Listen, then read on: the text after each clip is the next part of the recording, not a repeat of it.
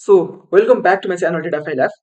एउटा यस्तो टुल, एउटा यस्तो एड इन जसले चाहिँ एक्सेलमा तपाईँले गर्ने सबै कामहरू तपाईँ एक्सेलको खतरा एक्सेल युजर हो, खतरा म चाहिँ एक्सेलमा फर्मुलाहरू लेख्छु, ड्यासबोर्ड्सहरू बिल्ड गर्छु होइन, मलाई एक्सेलको इच एन्ड एभ्री कम्पोनेन्टको खतरा नलेज छ भन्नुभयो भने पनि तपाईँलाई डेफिनेटली यो टुलले बिट गर्छ।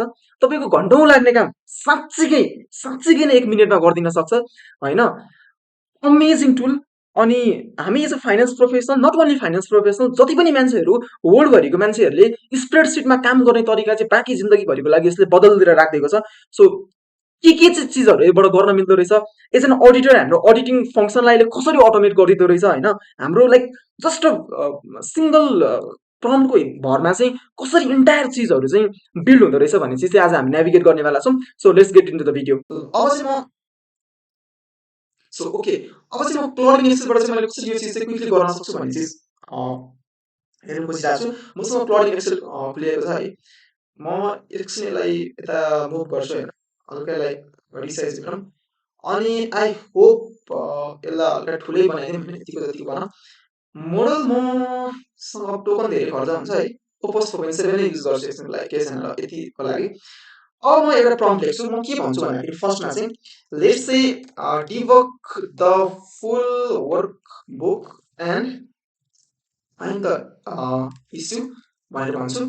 अनि त्यसपछि also please clean the data and maintain a separate tab for log purpose भनेर भनिदिन्छु। म यसलाई इन्टर गरिदिन्छु है त। अब के हुन्छ हेरौँ है, मेरो के चिजहरू यसले इस्यु छ भनेर निकाल्छ भन्ने चिज एउटा हेर्नुपर्ने हुन्छ हामीले। त्यस पछाडि यसले एउटा नयाँ ट्याब चाहिँ हामीलाई बनाएर यहाँ चाहिँ इस्यु छ है भनेर चाहिँ यसले भनिदिनु पऱ्यो नि त होइन। सो त्यो चिज चाहिँ अब यसले कसरी गर्दो रहेछ हेरौँ है त। थिङ्किङ मोडमा चलिरहेको छ, यसलाई हल्का सानो बनाउँ होइन, अनि त्यस पछाडि यसलाई यता साइड राख्ने त।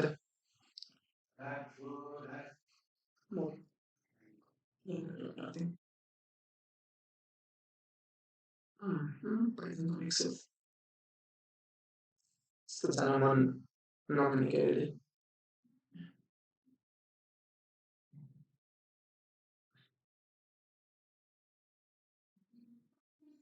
ठुलो बनाइदिउँ। त्यस्तो हेरौँ के भइरहेको छ। अर्डर यहाँ बनिरहेको छ, अर्डर डेटहरू यस्तो यस्तो भयो, कस्तो कुराहरू भयो भनेर भनिरहेको छ है अहिले। यसलाई हुन दिउँ है त।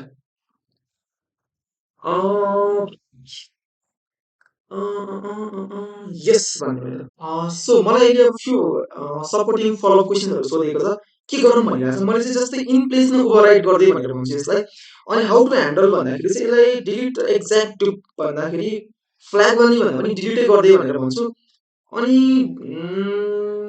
यसलाई अब जस्तो रेभेन्यूहरू जुन हाम्रो नेगेटिभ क्वान्टिटी यताउता भइरहेको छ, यसलाई चाहिँ मैले रिकम्प्युट गर भनेर भनिदिन्छु। अनि त्यस पछाडि वेबिट भनेर भन्छु है त यो लास्टको त्यो सिटलाई चाहिँ। ओके, सो अब यो चाहिँ आफ्नो उसमा गइरहेछ है त। सो यसलाई अलिकति ठुलो बनाएर हेर्ने हो भनेदेखि चाहिँ हामीलाई यसले जस्तै प्रत्येक सिट वाइज होइन के इस्यु थियो भनेर भन्ने, जस्तो अब यसलाई राम्रो अलिकति देखिएन होइन, जस्तै सिट वाइज यसलाई म यसरी मिनिमाइज गरिदिन्छु होइन। हाम्रो सिट वाइज के जस्तो अर्डर आइडीमा मेरो डुप्लिकेट थियो, अर्डर डेटमा चाहिँ जे पाए मेरो मिक्सडहरू थियो होइन। Claude 1 to office dangerously allow गरिदिन्छु म यसलाई होइन। एउटा मेरो अब लग क्रिएट गरिदिन्छ नि त यसले, मैले कता कता के चेन्ज गरेँ भनेर। अर्डर डेटमा मेरो मल्टिपल डेट फर्मेटहरू थियो, त्यसलाई क्लिन गरिदियो। कस्टमर सेगमेन्टमा मेरो यस्तो खालको स्पेसिङको ट्रिमिङको प्रब्लमहरू थियो, त्यो गरिदियो। कन्ट्रीमा मेरो इस्युहरू जस्तो युएसए, युएस र अमेरिका भन्ने चिजहरू थियो, त्यसलाई मेरो गरिदियो होइन। अब रेभेन्यू कोलममा थियो जस्तै नेगेटिभ भ्यालुजहरू थियो यसमा, यस्तो विभिन्न इस्युहरू जति पनि उसले मलाई भनेर चेन्ज गरिदिइसकेको सबै। अब चेन्ज गरेर त्यसको लग चाहिँ यहाँनिर उसले मलाई मेरो लागि चाहिँ मेन्टेन गर्दैछ होइन। सो हेर्नु तपाईँ यसले के मैले चेन्ज गरेँ, कता कता चेन्ज गरेँ भनेर यसले चाहिँ मेरो एउटा लग चाहिँ मेन्टेन गरिदिँदैछ होइन, विच इज अमेजिङली त मैले के भयो भनेर क्विकली हेर्न सक्छु नि त होइन। ओके, सो इट्स वर्किङ भन्दैछ। नाउ स्टेप 3 रेभेन्यू, यसलाई मैले यस्तो गर्दैछु भनेर अब लेखिरहेको छ होइन। कुन मैले कोलममा गरेँ भनेर यसरी लेखिरहेको छु, कुन सिटमा गरेँ भनेर लेखिरहेको छु, मैले के एक्सन लिएँ, कुन रोजहरू मेरो अफेक्टेड भयो होइन, डिटेल्सहरू मलाई यहाँनिर दिइरहेको छ, which is crazy guys. Come on यार, let's appreciate this technology and let's leverage the use of AI in our daily work flow होइन। सो गाइज हेर्न सक्नुहुन्छ होइन, यसले फाइनल्ली के गरेँ मैले, कुन कोलममा के गरेँ भनेर पनि भनिसकेको छ। र यहाँ त हाम्रो च्यानल लगमा लग पनि मेन्टेन गरिसकेको छ। एकछिनको लागि यसलाई काट्दिउँ है, केही छैन। हेर्न सक्नुहुन्छ यसले एउटा डिटेलमा लग चाहिँ क्रिएट गरेको छ, मैले के चाहिँ चेन्जेस गरेँ भनेर है। यहाँनिर हामीले हेर्न सक्छौँ है त। सो अमेजिङ है। त्यसपछि जस्तै हेरौँ, अघि हाम्रो डेट टेबल कस्तो, कोलम कस्तो थियो त भन्दाखेरि पुरै मेसी थियो। अहिले हाम्रो 3टा इयरमा चाहिँ छुट्टिएको छ।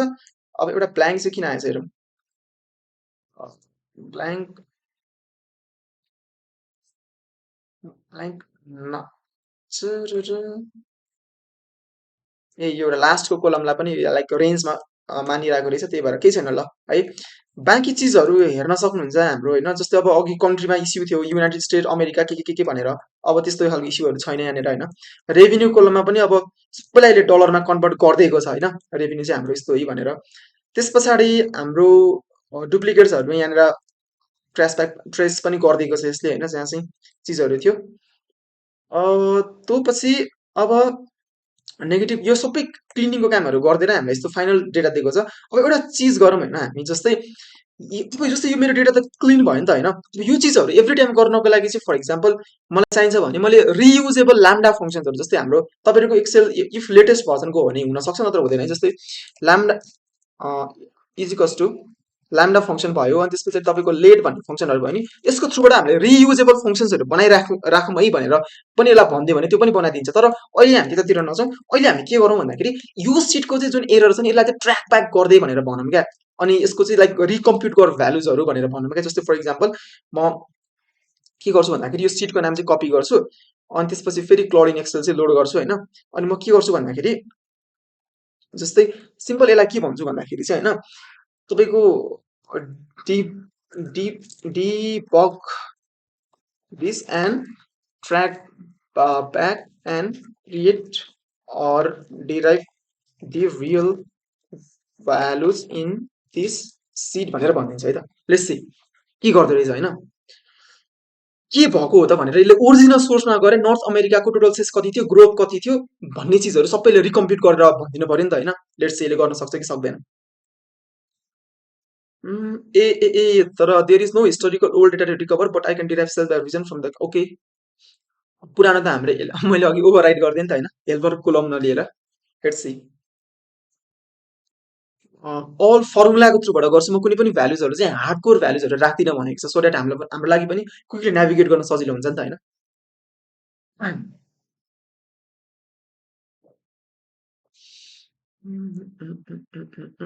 हेर्न सक्नुहुन्छ हाम्रो कस्तो बिग्रेको डेटाबाट चाहिँ हामीले ओरिजिनल के हो कसो भनेर गरिदिएको छ। इभन तपाईँको ग्रोथको पोजिटिभ नेगेटिभमा फर्मेटिङ पनि गरिदिएको छ कि गाइस, कमन इन्सेन यार, दिस इज नाइस है।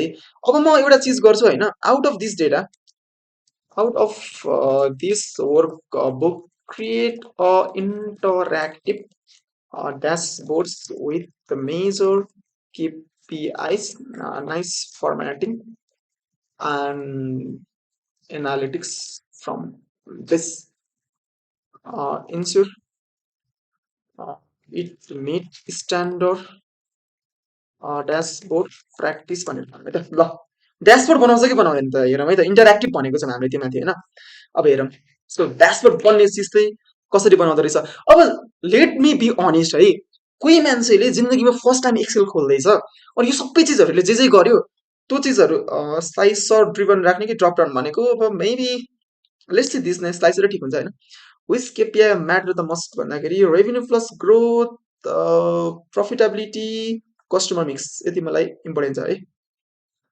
What charge do you want भन्दा गर्दाखेरि कम्प्रिहेन्सिभ, जस्तै कम्प्रिहेन्सिभ भन्दा ल जस्तै फर इक्जाम्पल म के भन्दै थिएँ भन्दाखेरि कोही मान्छेले जिन्दगीमा फर्स्ट टाइम माइक्रोसफ्ट एक्सेल खोल्दैछ भने, मैले फर्स्ट टाइम जिन्दगीमा माइक्रोसफ्ट एक्सेल चलाएको भनेको मैले कम्प्युटर पढ्दाखेरि ब्याक इन कलेज होइन 2075मा ल्याबमा लगेर हामीलाई कलेजमा त्यो के भन्छ पर्सेन्टेजबाट चाहिँ फर्स्ट डिभिजन डिस्टिङसन यस्तो छुट्याउने गराएको थियो। त्यो नेस्टेड इफवाला फङ्सन्सहरू युज गर्नु परेको थियो क्या हामी त्यो बेलामा होइन।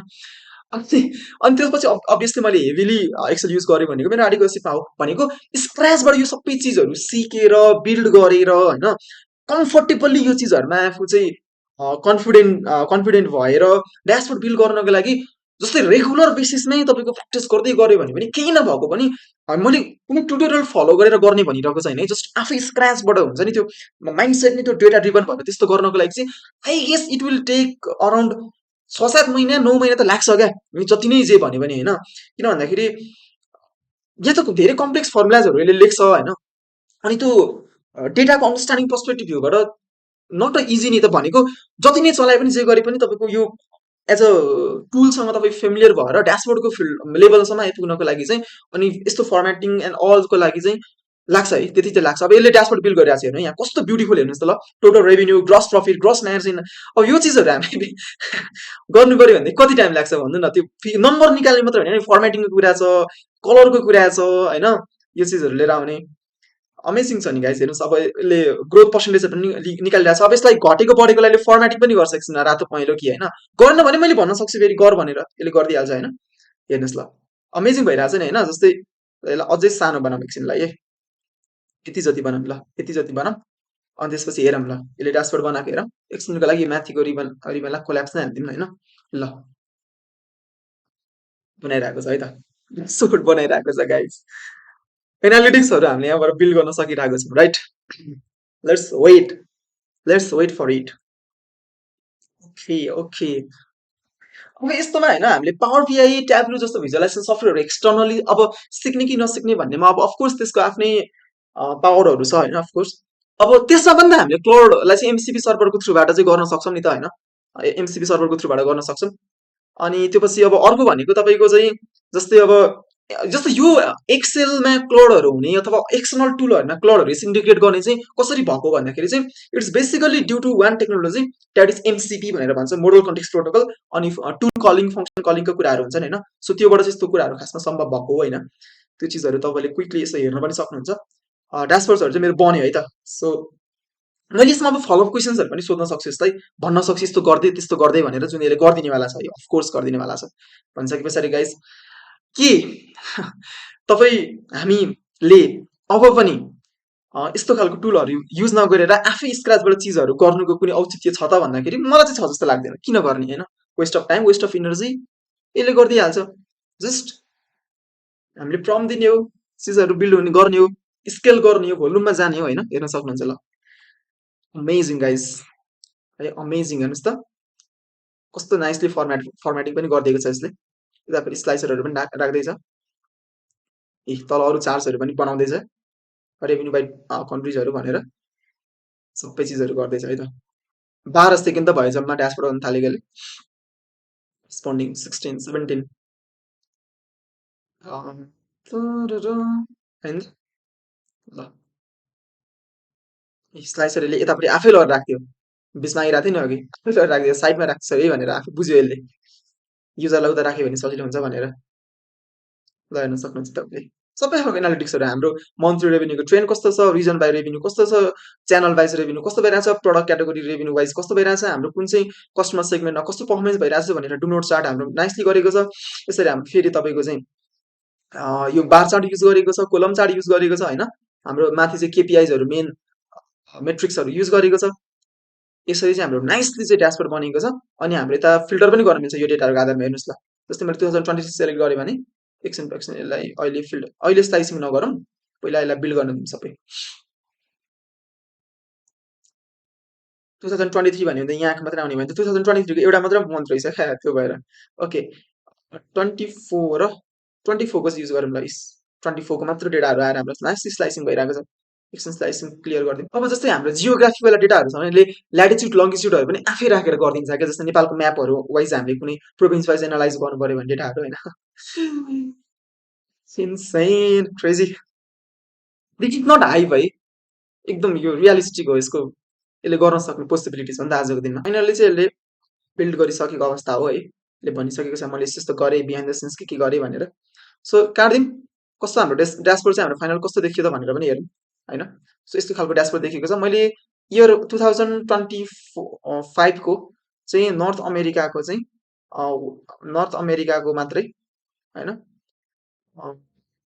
के अरे नर्थ अमेरिकाको मात्रै र तपाईँको वेबबाट मात्र कति सेल्स भएछ भनेर मैले हेर्न सकिरहेको छु। त्यसमा पनि मेरो न्यू चाहिँ कति सेल्स भएछ भनेर मैले यसरी डेटाहरू चाहिँ इन्टरेक्टिभ बेसिसमा हेर्न सकिरहेको छु।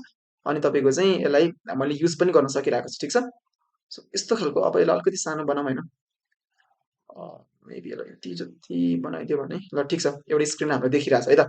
सो यसरी चाहिँ हामीले चिजहरू चाहिँ बिल्ड गरेको छौँ, यसरी हामी एनालिटिक्सहरू चाहिँ बिल्ड गर्न सकेको छौँ with the help of course the powerful model of by anthropic त्यो भनेको चाहिँ ओपस 4.7।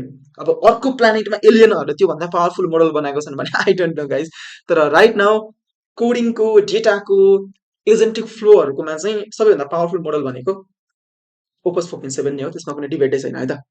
सो यस्तो खालको अमेजिङ भिडियोजहरू म अरू पनि लिएर आउनेवाला छु जसले चाहिँ हाम्रो कामलाई चाहिँ अफकोर्स सजिलो बनाउनेवाला छ। Thank you for today, see you next video.